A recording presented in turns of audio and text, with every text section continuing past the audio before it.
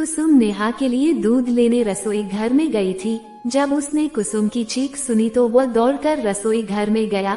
वहां जाकर उसने जो देखा तो उसके पांव के नीचे से जमीन निकल गई। कुसुम के कपड़ों में आग लगी थी। निहाल भागकर कमरे में गया और लोई उसके ऊपर डालकर आग बुझाने की कोशिश करने लगा। तब तक और लोग भी जमा हो गए थे।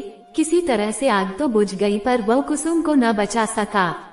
निहाल एक सीधा सादा मेहनती इंसान था। 3 साल पहले ही उसकी कुसुम से शादी हुई थी। वह अपनी पत्नी के साथ बहुत खुश था। नेहा के जन्म के बाद तो दोनों और भी खुश थे। निहाल बस अपने काम से काम रखता था।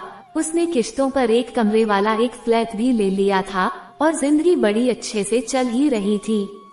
आज अचानक उस पर मुसीबतों का पहाड़ टूट पड़ा था। उसे कुछ समझ नहीं आ रहा था, कैसे जिएगा कुसुम के बिना। छोटी नेहा का क्या होगा, यही विचार उसे खाए जा रहे थे।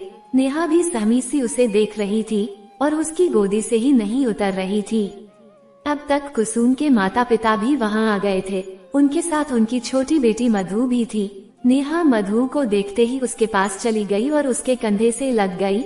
मधु नेहा को कमरे से बाहर ले गई और बहलाने की चेष्टा करने लगी। नेहा भी मधु के साथ सहज हो गई थी। सांझ हो चुकी थी। कुसुम का अंतिम संस्कार हो चुका था। परिवार के सब लोग बैठे थे। सबके मन में एक ही बात थी, अब इस छोटी सी बच्ची का क्या होगा। कुसुम 5 बहनों में सबसे बड़ी थी। कुसुम के पिताजी की गांव में एक छोटी सी दुकान थी।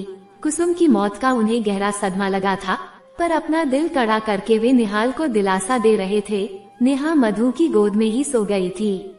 अचानक कुसुम के पिताजी उठे और निहाल के पास आकर बैठ गए। उन्होंने बड़े प्यार से निहाल के सर पर हाथ फेरते हुए कहा, वे मधु को कुसुम की जगह पर नेहा की जिम्मेदारी देने को तैयार हैं और इसी में सभी की भलाई है। मधु नेहा से अच्छे से हिली मिली है, वो उसे माँ का भरपूर प्यार दे सकेगी। निहाल का भी घर संभल जाएगा और अभी वे नेहा को अपने साथ ही ले जाएंगे। कुछ समय बाद निहाल और मधु की शादी बड़ी सादगी से कर दी गई। नेहा पहले से ही मधु से हिली मिली थी। वह जल्द ही सहज हो गई और उसे ही माँ समझने लगी। मधु की उम्र 20 वर्ष की थी। उसने 12 कक्षा तक पढ़ाई की थी। वो बहुत ही शालीन कन्या थी। उसने निहाल की गृहस्थी को अच्छे से संभाल लिया था। समय तेजी से बढ़ता गया। नेहा को भी स्कूल में दाखिल करा दिया था। अब वो तोतली बातों से घर भर को बहलाती रहती। जल्द ही उसका अपना भी बेटा हो गया। पर मधु के नेहा के प्रति प्यार में कोई कमी नहीं आई। वो उसे रोज स्कूल छोड़ने जाती और स्कूल से लेकर भी आती। उसकी हर जरूरत का ध्यान रखती। एक दिन उसे निहाल ने बताया कि उसकी दूर की एक बुआजी जो हरिद्वार में रहती थी, उनसे मिलने आ रही हैं। उन्हें निहाल के साथ हुए हादसे के बारे में कुछ भी पता न था। मधु ने ये सुना तो कुछ सहम सी गई कि न जाने वे क्या कहेंगी, कैसा व्यवहार करेगी उसे कुसुम की जगह पर देखकर। पता नहीं बच्चों के सामने ही कुछ न कह दे। इसी उहापों में सांझ हो गई। उसने जल्दी से घर का काम निपटाया और रात का खाना बनाने में जुट गई। सांझ हो चुकी थी। दरवाजे की घंटी सुन उसका दिल जोरों से धड़कने लगा। उसने अपना पल्लू सही किया और दरवाजा खोला। सामने निहाल के साथ एक अधेड़ उम्र की महिला खड़ी थी। माथे पर बड़ी सी बिंदी, सीधे पल्लू की साड़ी पहने थी और शायद मुंह में पान भी चबा रही थी।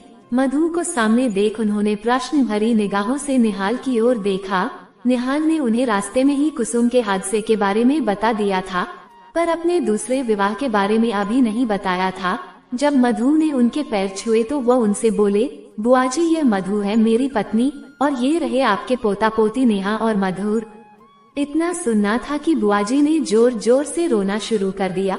उन्होंने नेहा को गोदी में उठा लिया और जोर जोर से कहने लगी, हाय रे नियति, इस छोटी सी बच्ची को सौतेली माँ को सौंप दिया। हे भगवान, अब क्या होगा इस बच्ची का। नेहा हैरान थी कि यह क्या हो रहा है।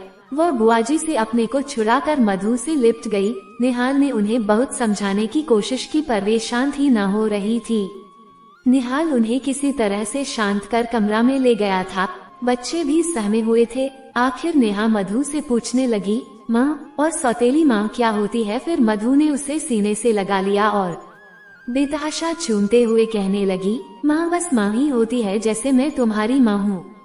उम्मीद है दोस्तों ये प्यारी सी कहानी आप लोगों को पसंद जरूर आई होगी। बस आपसे एक ही निवेदन है कि प्लीज दोस्तों वीडियो को लाइक करके मेरे चैनल को सब्सक्राइब जरूर कर देना और वीडियो में लास्ट तक बने रहने के लिए आप लोगों का तहे दिल से धन्यवाद।